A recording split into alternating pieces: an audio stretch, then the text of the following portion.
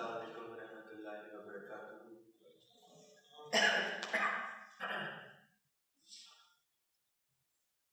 Ashhadu an la ilaha illallah wahdahu la sharika lahu wa ashhadu anna Muhammadan abduhu wa rasuluh. Amma ba'du fa'udhu billahi minash shaitanir rajim. Bismillahirrahmanirrahim.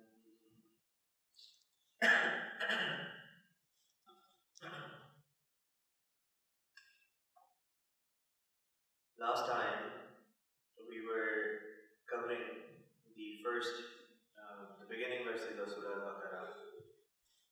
We had covered the subject matter up to verse number 3, wherein Allah the Almighty says, ذَلِكَ الْكِتَابُ لَا رَيْبَ فِيهِ هُدًى لِلْمُتَّقِينَ. That Holy Qur'an is the book which is perfect from every single aspect, in every single way. There is nothing doubtful in it. It does not cast any doubt. It does not create any doubt. There is nothing which is doubtful about the Holy Qur'an. And then Allah the Almighty mentioned that this is a source of guidance for those who are muttaqin. Today, I want to explain from this point onwards the understanding of muttaqin as expounded by Allah the Almighty Himself in these verses of Surah Al-Baqarah. When Allah the Almighty said that this is a source of guidance for those who are muttaqin, here two questions arise in a person's mind. The first question comes to one's mind: what about those individuals who don't necessarily believe in God or who are not muttaqin? For example, Allah the Almighty did not say here Hudan lil Kafirin, that Qur'an is a source of guidance for those who are kuffar, disbelievers, or Hudan lil Munafiqeen, that Qur'an is a source of guidance for those who are hypocrites, or Hudan lil Fasiqeen, so on and so forth. But Qur'an has said Hudan lil Muttaqeen. What about the individuals who are disbelievers or hypocrites, or even individuals who don't even believe in the existence of Allah, namely the atheists and the agnostics? This is one question that we need to keep in mind when we are studying these verses. And I will answer this question inshallah momentarily. The other point that comes to one's mind is related to the levels of taqwa, and that is going to be the primary subject matter of today's discussion. Allah Ta'ala says the definition or the qualities of a muttaqi are as follows. Muttaqi is someone who has these four attributes, these four sifat, these four characteristics in him or in her. And those four principal attributes are, Allah Ta'ala says, Alladhina yu'minuna bil ghaybi, that these are the individuals who believe in that which is unseen. This is attribute number one. This is the first quality that has to be present in a person who can be considered muttaqi.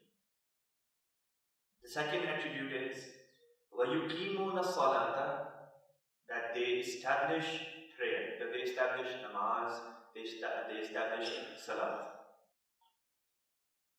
The third attribute that Allah mentioned is وَمِمَّا رَزَقْنَاهُمْ يُنْفِقُونَ, that they spend out of that which we have given them. Allah did not say that they spend from the wealth that we have given them. Allah Ta'ala used a very generic term, in a very generic way, which is a very broad way of explaining. Allah Ta'ala could have said that they spent from the wealth that I have given them, or they spent from the health that I have given them, or life that I have given them. But the way Allah Ta'ala has explained, it encompasses every single thing that Allah has given us. Our life, our honor, our time, our health, our God-given faculties, our knowledge, our wealth, every single thing that one can think of that Allah has provided us with. All of those things are encapsulated in this expression that they spend from that which we have given them. And last but not least, Allah Ta'ala says, وَالَّذِينَ يُؤْمِنُونَ بِمَا أُنزِلَ إِلَيْكَ. And these muttaqi people, they also believe in that which was revealed to Holy Prophet Muhammad sallallahu alaihi wasallam. Iman bil wahi. To believe in the revelation which was given to Hazrat Rasul Kareem sallallahu alaihi wasallam. وَمَا أُنزِلَ مِن قَبْلِكَ. And that which was revealed before the Holy Prophet sallallahu alaihi wasallam. So the wahi that was revealed to prophets and individuals that came before Holy Prophet sallallahu alaihi wasallam. And then Allah says, وَبِالْآخِرَةِ هُمْ يُؤْمِنُونَ. And they also have firm faith. They have firm faith in that which is yet to come. These are the four principal attributes of a muttaqi. Now, when you study the exegesis of these verses provided by Hazrat Masih Maud in his writings, he has given a very unique way of looking at these verses. He says, look, taqwa has many levels. Taqwa itself, righteousness, has many levels. And then he gave an example. He said, when a person starts their journey in Islam, in the beginning, or they start the journey towards Allah, in the beginning, their belief in the unseen, meaning they have not yet seen Allah with their eyes, they have not seen angels of Allah with their eyes, they have not seen the afterlife with their eyes, they have not seen the beauties of paradise with their eyes, or what Allah Ta'ala describes as the punishments of the hellfire with their eyes. So all these things are in a way hidden away from their eyes, as if they are unseen. But when you focus and you start acting on the teachings of the Qur'an, the 700 commandments of the Qur'an, a time comes when these things that are, or that were initially unseen for you, now you start to see them in this very life. The same Allah who was unseen for you, hidden away behind a curtain for you, now you see Him. Haath hai teri taraf hargiz sue khabdar ka, Prophet Islam mentioned in one of his very beautiful hamd that he wrote in praise of Allah the Almighty, that even the curlocks of one's hair are pointing towards the existence of God. Every single particle that exists in this universe, a time comes where you start to see the existence of Allah in every single atom that exists. In the beginning, it's very likely that a person does not see Allah Ta'ala, does not experience Allah Ta'ala, but he keeps on praying, he keeps on doing all the things that Allah asks him, or tells him to do, or tells her to do. But then slowly but surely, there does come upon a time on that individual, if that individual is sincere and does not give up, where Allah then starts to manifest Himself before that person. The being who was unseen before, now he or she beholds Him before his or her very eyes. In the beginning, angels were an unseen entity for this person. This person did not see the angels, but a time does come upon that person where that person is so close to Allah Ta'ala that Allah Ta'ala's angels then start revealing themselves before this person. There is this mention, a narration in the books of Hadith, whereby Holy Prophet ﷺ was sitting in Masjid and his companions were sitting next to him. And it is mentioned that all of a sudden, out of nowhere, an individual walked in with completely dressed in white clothes, which was a bit strange because those white clothes had not a single speck of dust on them. In the middle of the desert, how is this possible that on the clothes of a person who lives there, if that person lives there, or even if that person is a traveler, that there be not a single speck of dust? Yet the person's clothing were immaculate. The person walks in and he comes right up to Holy Prophet ﷺ and he sits down.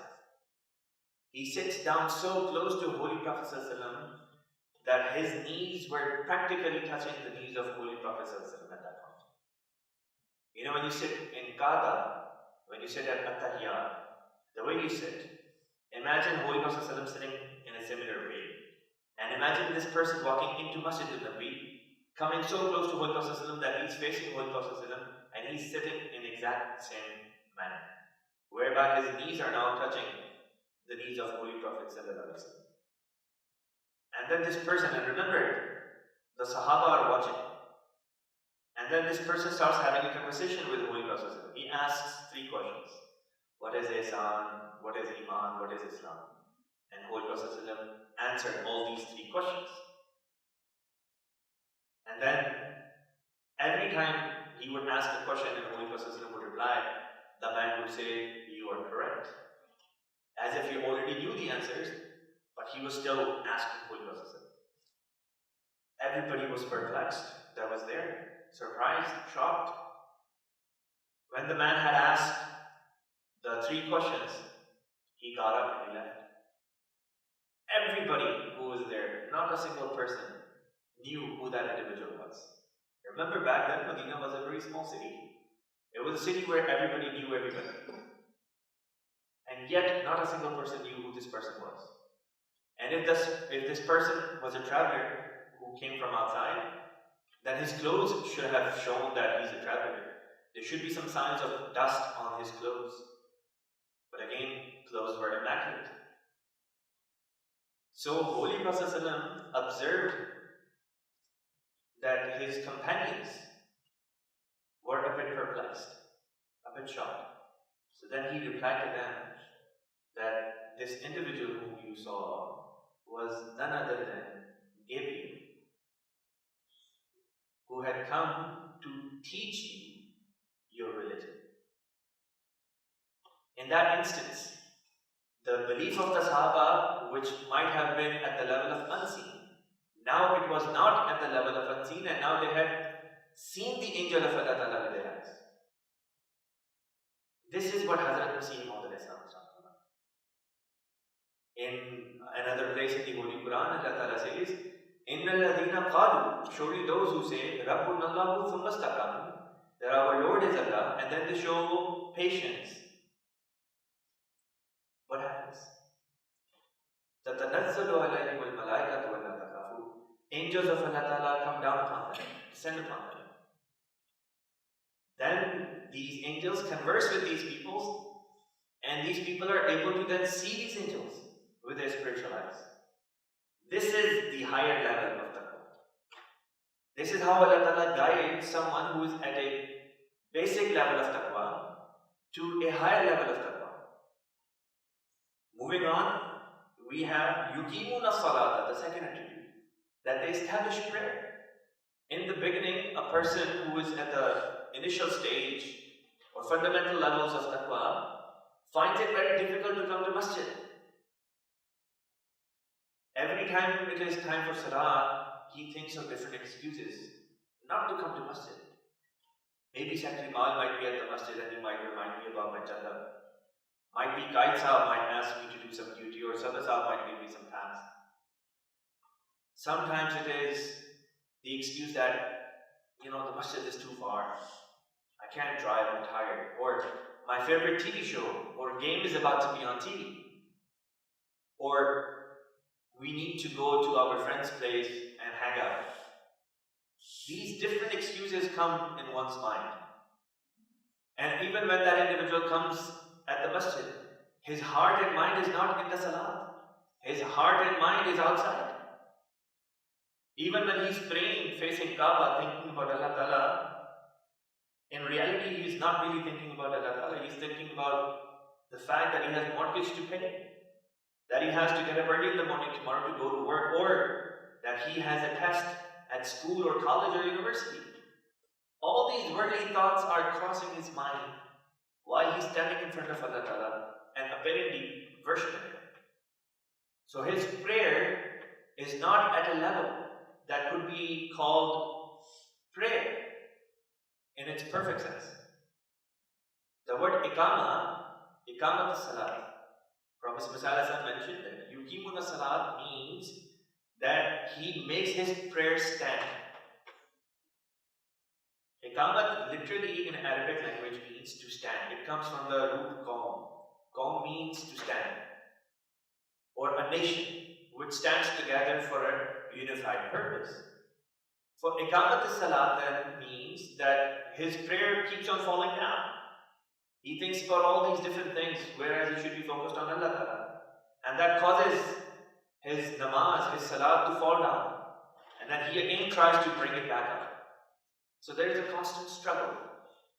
This is the earlier stage of taqwa.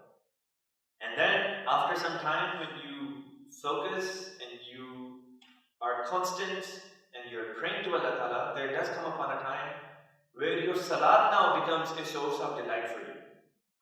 Whereas initially you would come to masjid thinking how soon the namaz can be done so that you can go back. Now even when you're outside, your heart is at the masjid. You're thinking that how soon is my office hours going to end so that I can run to masjid because I want to offer my maghrib and isha prayers at the masjid. And when you come to masjid, you take your sweet time. You're not rushing. You take your time to pray to Allah Ta'ala. You forget about all the worries. And the way you pray to Allah Ta'ala is so beautiful that you feel that you're conversing with Allah Ta'ala. Now your prayer does not fall to the ground anymore. Now your prayer takes you to the higher levels. This is the next level of taqwa. Then the next attribute is وَمِمَّا رَزَقْنَاهُمْ يُنْفِقُونَ, that they spend from that which we have given them. Initially, it is a very difficult thought for us that we have to spend our money, our time, our knowledge, our God-given faculties for the sake of Allah Ta'ala. Let's take our wealth to begin with. When we hear that we have to spend our wealth in the way of Allah Ta'ala, we think of different ways how not to spend in the way of Allah Ta'ala. And if we really have to spend, then how can we make sure that we spend as little as possible? As if somehow we are doing Allah Ta'ala a favor by giving Him something. God forbid. So, Allah Ta'ala is the one who has given every single thing to us. Our life, our health, the wealth, everything we have comes from Allah. And if in return Allah Ta'ala says, 10% of what I have given you, give it back to me. Imagine Allah Ta'ala gives you $100 and He says, you keep the 90, give me 10 back. And you start saying, oh my goodness, this is so cruel. How can I give back $10 out of 100 that Allah had given? Even though you know that they're not even yours. They belong to Allah Ta'ala because Allah is the one who gave you life, who gave you health, the brain with which you function, the hands and legs with which you operate and do different things. Allah Ta'ala could have made you crippled, could have given you some mental deformity, or might have even caused you not to be born. What could you have done? Nothing. It is sheer grace and mercy of Allah Ta'ala that Allah gives us all these things and then says, spend this much from what I have given you in my way, so that I can multiply it 700 times and even more and return it back to you. Think about it for a second. If Allah gives us $100 and says spend $10 in my way, I will multiply it 700 times. 700 times. What is 10 multiplied by 700? 7,000. And yet we are thinking, how can I make sure that I don't have to give back $10? This is the initial stage. The initial stage. But then, when you know that, okay, I'm doing this for the sake of Allah Ta'ala, and you follow whatever is the correct ratio for Jannah, you forget that you have mortgage to pay, you have health insurance to pay, you have groceries to do, you have bills to pay. You put all your needs aside and you put the need of Allah's religion first and foremost. Guess what happens then? Because now you are giving Allah Ta'ala preference, Allah Ta'ala gives preference to you. Now, whatever you spend in Allah's way, because you gave Him the preference and precedence, now your worries start to be removed. If you are financially strained, Allah Ta'ala starts to remove those financial strains. Hazrat Abu Bakr as-Siddiq radiallahu ta'ala, I'm going to give you two examples. Holy Prophet ﷺ, there was a man who came to Holy Prophet ﷺ and said, Ya Rasulullah, I would request you to please make dua for me, please pray for me, that Allah Ta'ala blesses me with wealth. And Holy Prophet ﷺ told him, why don't you pray for something else and be content with what Allah has given? He said, no, Ya Rasulullah, please pray that Allah makes me wealthy. He said this, made the same request 3 times.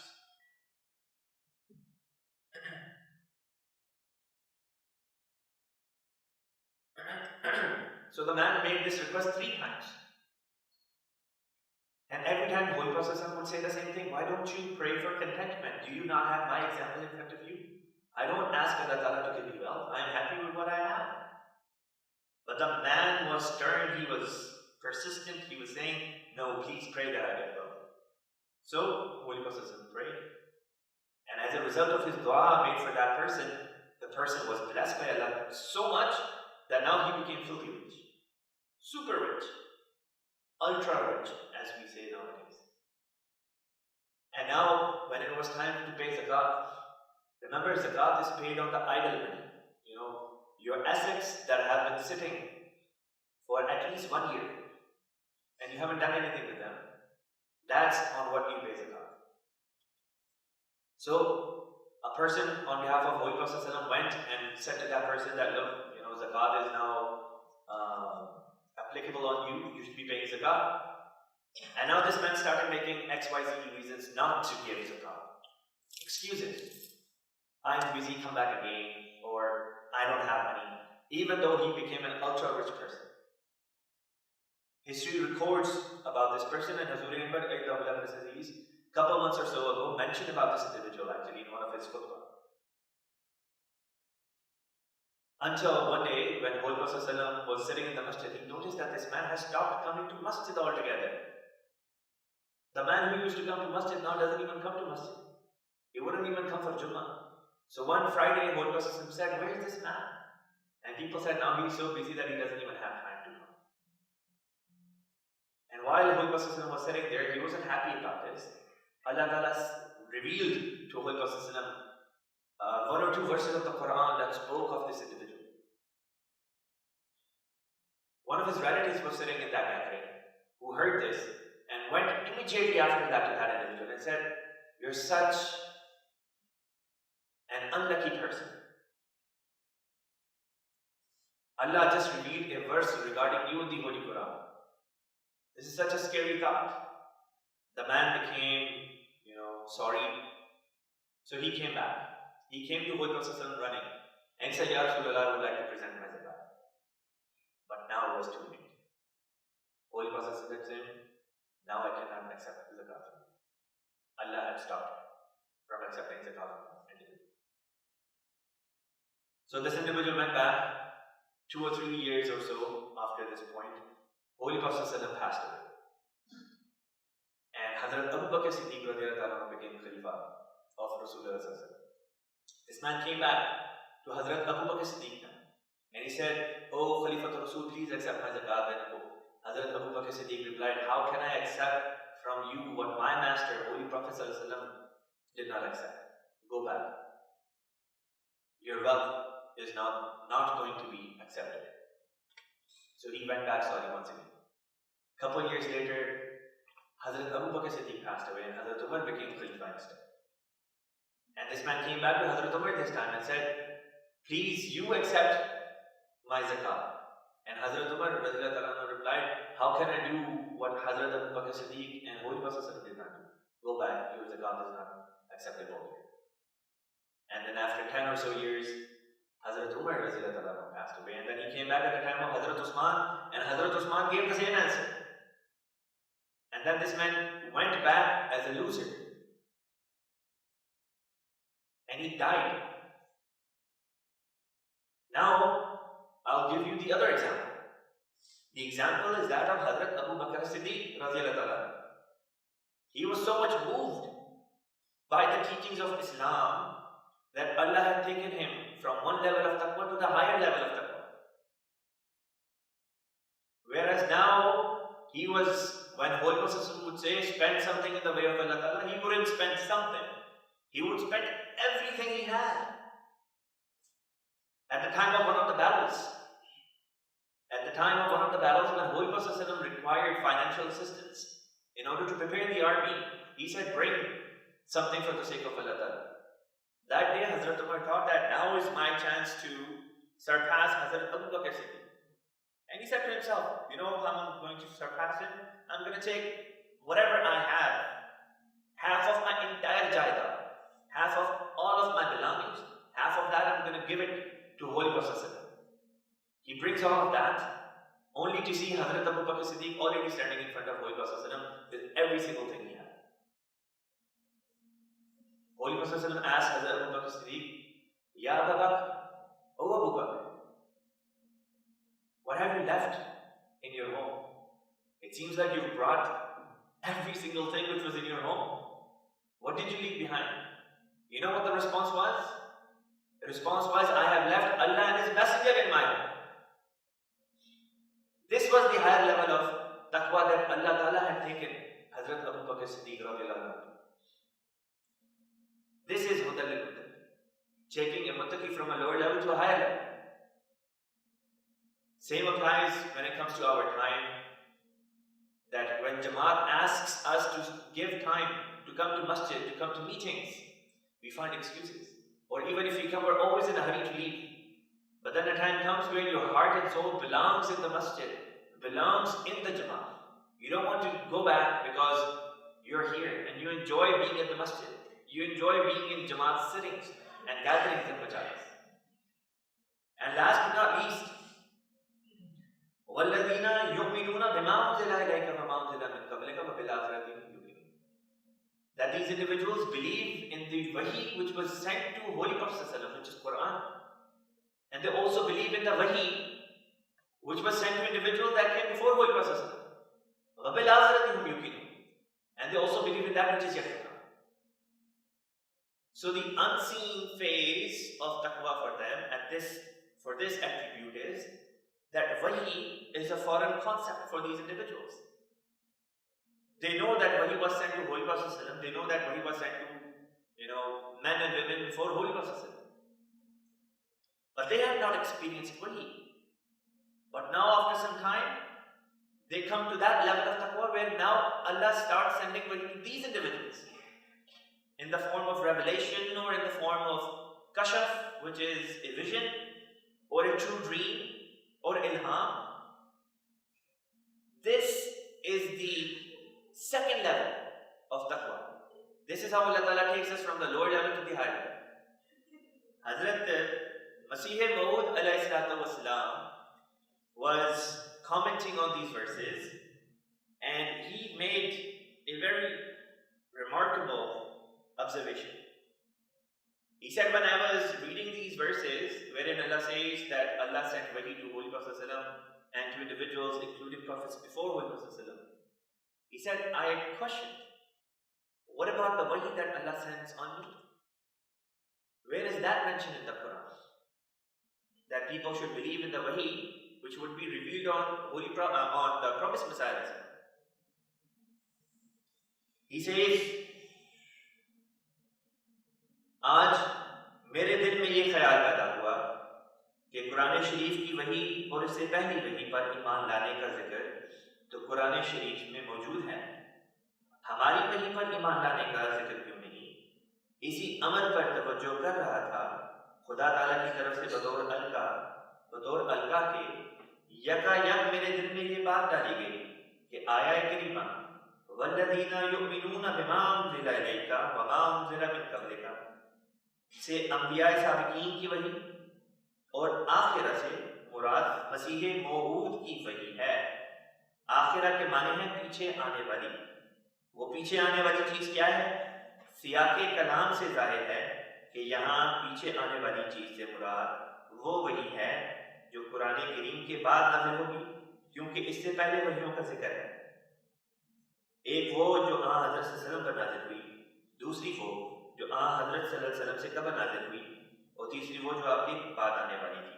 A review of religions, जिल्द 14 number 4 बाबत माह मार्च व अप्रैल 1915 सफ़ा 164 हाशिया. Prophet Muhammad says that one day I was sitting and I was thinking that, to believe in the revelations that came to Holy Prophet and previous prophets is to believe in those revelations is mentioned in the Quran. But what about the revelation that Allah is now revealing on me? What about believing in that way? And he says, while I was thinking about this, contemplating on this, all of a sudden, Allah the Almighty put this in my heart. That وَبِالْآخِرَةِ هُمْ يُوقِنُونَ is the hint that the wahi to come in the latter days will be the wahi of Masih Maud al-Islam, and one would have to believe in that. Which means we should read Tazkara, the collection of the wahi that Prophet Muhammad received. It should be in our homes. If the physical copy is not in your home, you can download a soft copy from Al-Islam and read it. After all, Allah is saying, believe in that. How can you believe in something if you don't even read it? So, read Tazkara as well. Primarily, this was the subject matter that I wanted to cover in tonight's class. Inshallah, next week we will continue with the next verses